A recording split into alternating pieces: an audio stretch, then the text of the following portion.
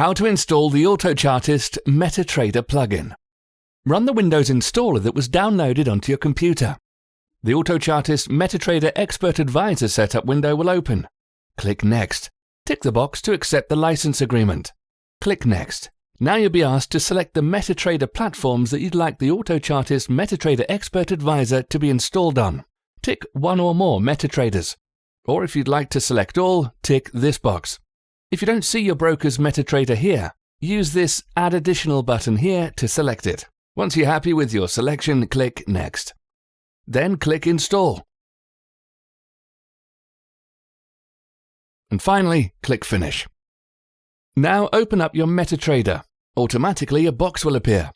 Read the instructions and fill in your details. If you're using Autochartist from your broker, this is what you'll see. If you're using Autochartist Direct, this is what you'll see. Once you click Save, Autochartist will automatically load on your MetaTrader. For any queries, please contact support@autochartist.com.